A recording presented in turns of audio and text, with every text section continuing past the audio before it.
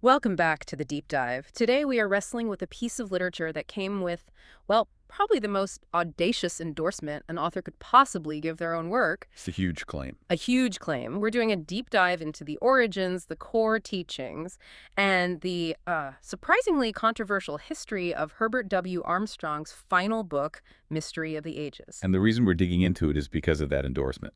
Armstrong, a man who published millions upon millions of words in his lifetime, claimed this specific book was, and I'm quoting here, the most important book since the Bible. I mean, where do you even go from there? That is a claim that demands some serious unpacking. It really does. It sets the stakes incredibly high. So our mission today is to understand the framework this book was trying to provide. It wasn't meant to be a new holy book, not at all. Right, more of a guide. Exactly. A blueprint, a single comprehensive synthesis of his entire theological understanding. It was designed to cut through what he saw as centuries of religious confusion and, provide answers. Definitive answers. Definitive answers to the biggest questions there are. Who are we? Why is the world the way it is? What is God's actual purpose? And that's really the core challenge we're tackling. How did one man believe he had unlocked these foundational truths that had allegedly eluded mainstream theology for, what, millennia? To do that, we're using primary source documents. We're looking at details about its history, its unique interpretations, and we really want to extract the essential insights and understand why this specific narrative was so powerful. Okay, so to really appreciate the weight of Mystery of the Ages, we have to start with the man himself. We need to trace the intellectual journey of Herbert W. Armstrong. We do. He passed away in early 1986, but the real starting point for this entire body of work, the catalyst, began 60 years before that, 60 years. all the way back in the summer of 1926. And it's important to keep that long span of time in mind, almost a century ago now. It really frames the depth of study that he claimed went into this final book. And what was it that sparked that study? The source material makes it clear it wasn't just some abstract curiosity. No, not at all. He was immediately confronted by these immense existential questions that really forced him into a confrontation with the prevailing norms of his era, both scientific and religious. He was asking those questions we all ask at some point. What am I here for? Who am I? What is God's purpose? Right. But it was more than just asking. He was specifically challenged on two key subjects. The first was the theory of evolution, which was, rapidly expanding at the time and challenging the biblical account of creation. Okay, that makes sense. A classic science versus religion debate. And the second one was more practical. It was about the proper observance of the Sabbath. Should it be Saturday or Sunday? And these aren't just minor points of doctrine, are they? Not at all. They strike right at the heart of authority. I mean, who created humanity and who gets to set the rules for how we should obey? So how did he respond to that challenge? With extraordinary dedication. The sources describe him just immersing himself completely for 6 months, a period of night and day study of the Holy Bible. This wasn't a casual read-through then. Far from it. It was an intensive, almost academic deep dive, meant to settle these foundational disputes for himself, once and for all. And what was the result of that 6-month immersion? It was, for him, an intellectual earthquake. It completely redefined his life. The source says his study abruptly changed his thinking on every subject. It just reorganized his entire worldview. Every subject. That's the claim. And that foundational study didn't just stop after 6 months. It became this relentless, lifelong pursuit that spans 6 decades, and it all culminates in Mystery of the Ages. So when we talk about this book, we're really talking about the final distilled product of 60 years of intellectual and spiritual labor. That's exactly it. Okay, so let's move directly into the creation of the book itself then. The timing here seems really significant. It's critical. Mystery of the Ages was produced in 1985. He died in January of 1986. This was right at the very end of his life. It really feels like a conscious summation, a final testament. And that feeling is absolutely borne out by the facts. It was clearly intended to be the definitive capstone of all his teaching. The emotion that surrounded the book's delivery really underscores that. There's an anecdote about that, right? A very powerful one. The source material talks about September 9th, 1985. He was presenting the book to the sophomores at Ambassador College. And he was emotional about it. Palpably emotional. He declared it the most valuable gift he could possibly give them, and he explicitly linked it to their shared efforts in his ministry. That anecdote really humanizes the claim, doesn't it? This wasn't some publisher's boast or a marketing line. This was his deepest, most personal conviction. It was. He considered Moe the single most important work of his entire 50-year ministry. Mm. So for him to say it may be the most important book since the Bible, you have to consider the sheer scale of everything else he'd already produced. Right. Let's talk about that scale, because prolific doesn't quite seem to cover it. Not even close. I mean, HWA was a major figure in 20th century religious broadcasting and publishing. He had delivered hundreds of television messages, hundreds of sermons all over the world. And the written output was just as massive. Thousands of articles, countless letters, dozens and dozens of booklets that were distributed globally. And crucially, he oversaw the Plain Truth magazine. And by the mid-'80s, when this book was coming out, what was the circulation for that magazine? It was staggering. The reported circulation was over 8 million copies. Per month. 8 million a month. Wow. So for the man responsible for that immense volume of material to turn around and say, this specific book is the definitive work. It implies that he felt he had finally synthesized the truth in a way that all those thousands of preceding articles and sermons on their own had failed to do. It suggests some kind of structural breakthrough in his own mind. He felt he'd finally nailed the structure of understanding. I think that's a perfect way to put it. Which brings us to the book's stated purpose and its method.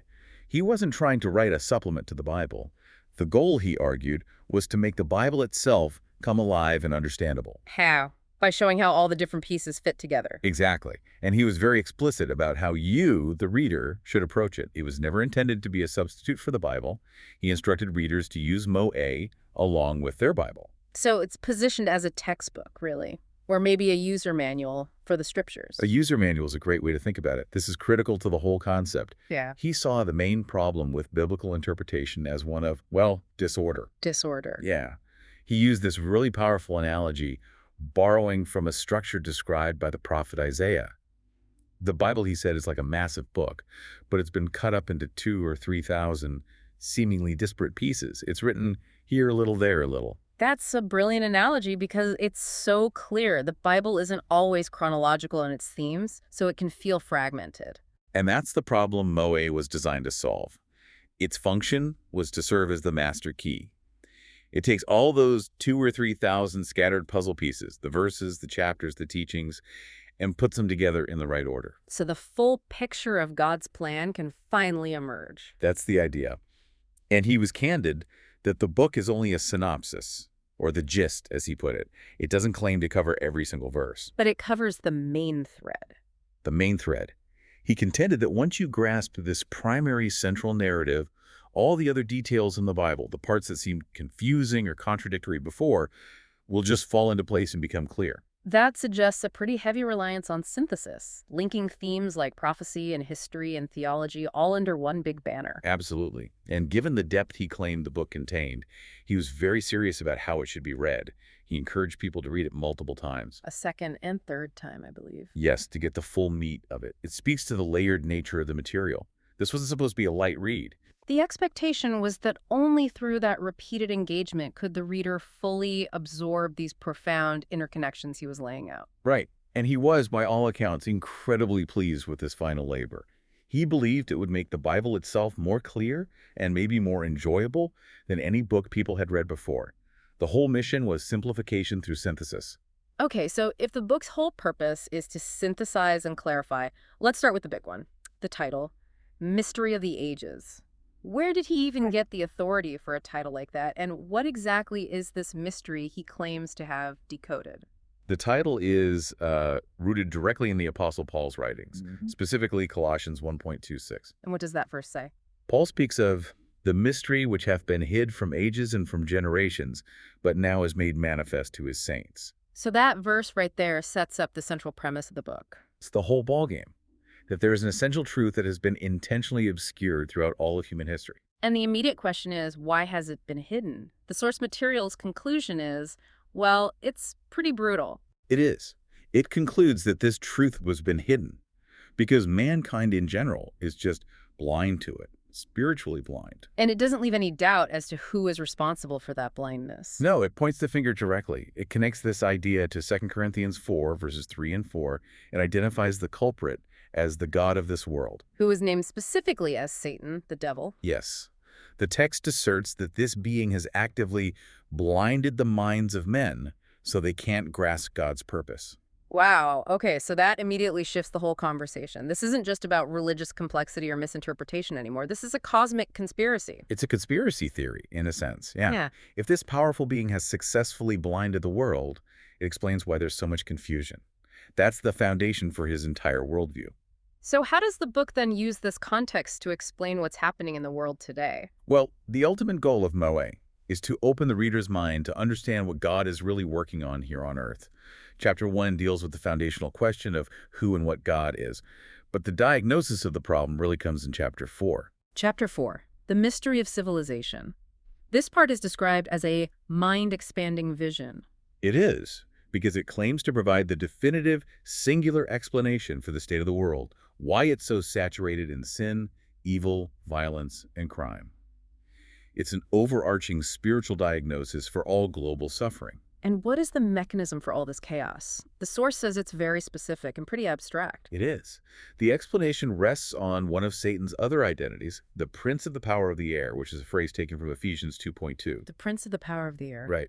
The book contends that this god of this world has literally, and this is a direct quote, surcharged the air with his attitudes, his impulses, his influence. Wait, let's pause on that. Surcharge the air. That's a crucial idea that really distinguishes this doctrine. What does that actually mean for our daily lives? We're not just talking about occasional temptation here. No, it's presented as a constant, pervasive spiritual pollution.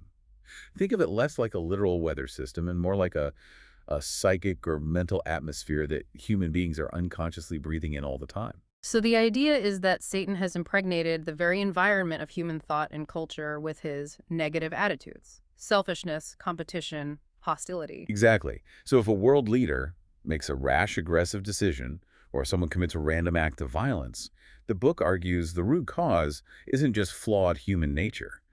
It's the constant environmental pressure of this surcharged air amplifying all those negative impulses. So it's a spiritual explanation for everything from war and political division right down to individual crimes and even assassinations. That's the framework. Moe promises to provide the necessary truth about these forces, angels, Satan, demons, that are, according to this doctrine, operating behind the curtain of human history. They're the unseen drivers of conflict and societal breakdown. That provides a huge sweeping scope to the problem. I mean, if the entire global environment is poisoned by this surcharged air. What's the solution? What concrete internal mechanism does the book propose to allow someone to detoxify from that? And that brings us to the Christian mystery. Christ in you. This is the internal solution to the external pollution. The book defines a true Christian based on another verse in Colossians 1:27, which describes the mystery as Christ in you, the hope of glory. So this is how Armstrong fundamentally defined what it means to be a genuine Christian. It's not just about believing in Christ. It's about having Christ's nature and character literally living inside of you. So the argument is that simply joining a church or following traditional rituals is not enough. Because those are just seen as part of the external Babylon of religious confusion that's caused by the blindness and the surcharged air in the first place. Precisely. A true Christian, by this definition, is someone who has yielded their personal autonomy. They've submitted entirely to God's administration, to God's family government. So that submission is the critical step. It's the key that creates the internal space, allowing Christ's spirit, his mind, and his character to live in them the same way he lived in the first century. It sounds like a really radical form of spiritual regovernance. It's moving away from self-rule entirely, which I know we'll get to with Genesis, and toward divine rule. That is the key distinction. The book argues that Jesus didn't come and shopped around for a denomination to join. He declared the Father and lived a specific way. Therefore, a Christian is a follower of that perfect example. Obeying his literal instructions. I am the way, just follow me, just follow my steps. Exactly. And Mystery of the Ages is offered as the essential guide to help people come out of that confusion and actively, physically follow that original path, bypassing what he saw as the doctrinal errors of mainstream churches that have failed to grasp this central mystery. We've established the central problem, that this idea of the blinding and the surcharged air, and the proposed solution, which is Christ living in a surrendered individual. But let's talk about the deep theological conviction that actually motivated him to write the entire book. The source material claims that HWA's drive to write Moe in late 84 and 85 came from a late in life, much deeper realization about the significance of a few verses in Genesis. Yes, Genesis 3, verses 22 to 24. And this isn't just some interesting theological footnote. This interpretation of Genesis 3 is the engine room for the entire book. He called it a pivotal truth. A pivotal truth that, he claimed, mainstream Christian religions completely miss. It is the core reason, according to this book, why the world is in the state that it's in. So let's lay the groundwork. Let's review that story from the Garden of Eden, but through HWA's specific lens, starting with the two trees. Okay, so God commanded Adam, allowed him to eat freely from every tree in the garden, except one, the tree of the knowledge of good and evil. And the warning was that eating from it would result in death. And the source material focuses heavily on the symbolism here. That tree represents more than just a piece of fruit. Much more. According to this doctrine, it symbolizes the path of self-reliance. It's the way that seems right to a man, which is a direct reference to the book of Proverbs. It's the path of human judgment, where man decides for himself what is right and wrong, independent of God. That's it exactly. Man assumes the prerogative to define his own truth, his own morality, his own laws, and the consequence of choosing that path of self-rule Is misery and death. Ultimately, yes. The rebellion wasn't a minor mistake. It was the fundamental choice to reject the entire structure God had established. Eve, and then Adam, they decided for themselves that the fruit was good, right, pleasant, and tasty. They exercised human judgment over a direct divine command. So they chose self-government, rebellion against their maker. That's a crucial distinction. It wasn't just a single transgression. It was the adoption of an entire system of self-authority. And that leads us directly to what the book calls the Great Cutoff, God's definitive reaction, described in Genesis 3:22-24. Where God says, "Behold, the man has become as one of us, to know good and evil." This is the moment HWA identified as the pivot point for all of human history. God's primary concern at this point wasn't just punishment. It was preventing a far, far worse fate. Which one? Eternal separation in a state of permanent rebellion. The text says God acted lest he put forth his hand and take also of the tree of life and eat and live forever. So God drove the man out of the garden to prevent him from achieving an irreversible, immortalized state of rebellion. That's the interpretation. And the action God took was to place cherubims and a flaming sword at the east of the garden to keep, and the interpretation of this word is highly specific, To keep, meaning to preserve or protect. the way of the tree of life. And this is a subtle but profound shift from the traditional interpretation. Right, because traditionally we think of the sword as guarding the garden from man, but this interpretation is saying God was actually preserving the pathway to the tree of life for a later time. That is precisely the realization HWA claimed to have, that God at that moment closed off the tree of life. And in this symbolic framework, the tree of life represents the Holy Spirit of God. Which is the mechanism for God's power, God's life, and most importantly, God's mind. Right, so by closing off the tree of life, God essentially withdrew the spiritual power that mankind would need to truly understand his way and resist those evil influences we talked about earlier. So the universal consequence of Adam's choice wasn't just being barred from a physical paradise. It was all of mankind being collectively cut off from the Holy Spirit. Yes, and this spiritual disconnection is what allowed Satan's influence, that surcharged air, to become the dominant cultural force on Earth. And this is where the timeline comes in. This is where the timeline comes in. HWA's deeper realization was that this cutoff period was not indefinite. It was decreed to last for 6,000 years. And that specific timeline is the central organizing principle of the entire book, 6,000 years. It is. It's the idea that the first 6,000 years of human history after Adam's rebellion are a divinely ordained period, a time when humanity is allowed to experiment with self-governance, independent of God's spiritual guidance, and under the pervasive influence of Satan. The implication of that is just staggering. It means that all of human history, all our governments, all our philosophies, all the major religions outside of this specific teaching have operated under a fundamental handicap. Unable to access the mind of God, which is necessary for true wisdom and peace. That's the exact conclusion. And this explains why the world, even today, is filled with what he called a Babylon of religious confusion, and why we see violence mirroring the state of the earth before the flood. The cause of global chaos is not just human error. It's rooted in this specific 6,000-year disconnection from spiritual power, with humanity trying to govern itself using only the tree of the knowledge of good and evil.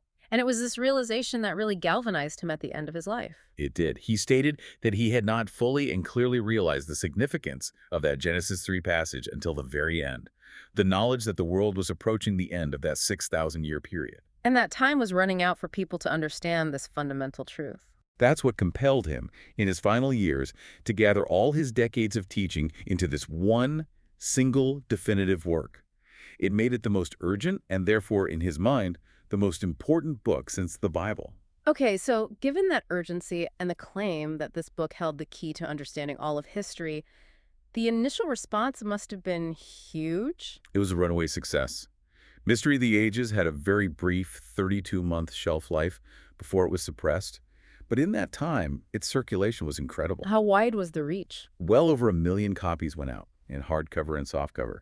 But its largest reach was through serialization in the Plain Truth magazine. Which had that phenomenal circulation of over 8 million a month. Exactly. So HWA made sure this synthesis of his doctrine reached millions of people around the globe almost immediately. And even after his death in January 1986, that momentum continued. It did. Just 2 weeks later, a tribute program advertised the book, and it generated 107,000 requests. The popularity of the message was just undeniable. And yet, despite that popularity, despite the author's own profound valuation of the work, the effort to suppress the book began almost instantly. It did. Following Armstrong's death, the new leadership, the individuals who took over the worldwide Church of God, began to systematically dismantle his legacy. And the source material uses a very specific term for this new leadership. It calls them the Laodicean government. What exactly does that term imply? That term is a direct reference to the book of Revelation, to the seventh church mentioned there. It's often associated with a state of being spiritually lukewarm, self-satisfied, and turning away from the original truth. So by using that term, the source is framing this new administration as being spiritually compromised. Drifting away from HWA's core teachings and embracing a more mainstream theology that they viewed as more acceptable to the wider world. And their first major act of dismantling was to target Mystery of the Ages. The book was out of print by the middle of 1988, barely 2.5 years after he died. This swift suppression is what makes the history of the book so intensely controversial. It's a profound historical irony, isn't it? The author sees it as his most important gift, and his immediate successors treat it as a liability that has to be eradicated. It is. The source material quotes one of the new ministers who reportedly claimed he had a Christian duty to keep the book out of print. A Christian duty. That raises the question of motive. I mean, why such hostility towards the founder's magnum opus? Well, the book's proponents argue it came down to a fundamental philosophical clash. HWA's mission was all about an urgency to distribute this truth freely and widely to the largest possible audience. Whereas the new leadership. The new scholars and ministers, allegedly, had what the source calls contempt for God's truth, meaning contempt for HWA's unique interpretations of the 6,000-year plan and the Genesis 3 cutoff. They were moving toward more traditional evangelical beliefs, which meant HWA's unique doctrines had to be purged. And that philosophical contempt led directly to a major legal struggle. The book was essentially erased from public access for almost a decade. Until 1997, when a faction reprinted it. Exactly. And that act of reprinting is what triggered the lengthy legal battle. The Worldwide Church of God took that faction to court to stop the distribution, claiming copyright. And this resulted in 6 years of, what does the source call it? Grueling struggle. It finally concluded around 2003. And for the proponents, this wasn't just legal wrangling. They framed it as fighting for the truth. A spiritual struggle between light and darkness over whether these doctrines would be allowed to survive. It's a remarkable story. The knowledge created to solve the world's problems immediately became the source of this intense internal conflict. And the fact that the book survived that legal challenge and re-entered circulation is a key part of its continued importance to its followers. So let's bring the focus back to the present and the future. Within this framework, why is the book considered more important today than ever before? The argument is purely chronological and prophetic. If the world is operating on that 6,000-year timeline that explains all the chaos, and if that period began with Adam, then the world is necessarily drawing so near to the return of Jesus Christ to this earth, the end of the 6,000 years of self-rule. That's it. The book, therefore, serves as the manual for understanding the transition that is, they believe, about to happen. So Moa discusses this prophetic future, outlining what happens after that transition. It does. It talks about things like the Feast of Tabernacles, which prophetically pictures what they call the wonderful world tomorrow. That's when God's government replaces man's government on earth. The moment when the way of the tree of life is reopened to all of mankind. Exactly. And the ultimate legacy claim for the book positions it not just as a current theological aid, but as a future historical and educational document. A future textbook. Yes.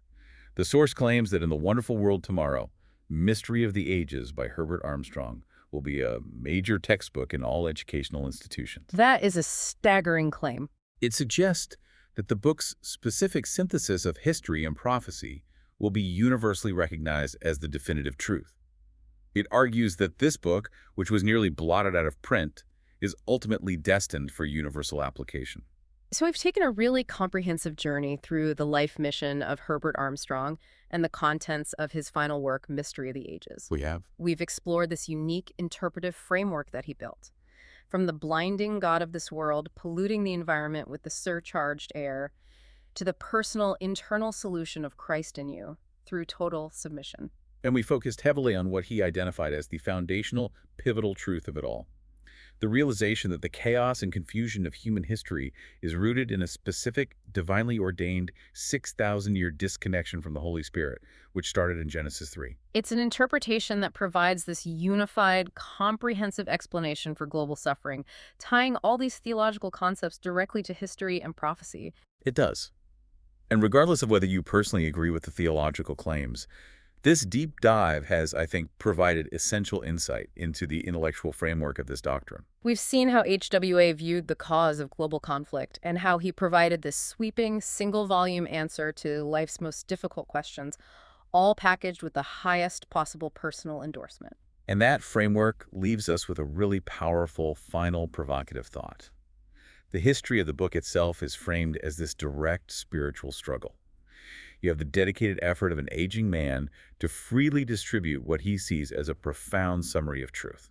Versus the immediate, aggressive, and well-funded efforts of his chosen successors to blot that same truth out of print. Exactly. And this tension between its popularity and its suppression forces you to consider, why did a work that its author deemed the most important gift he could give inspire such intense 6-year-long legal contempt from the very organization it was meant to guide?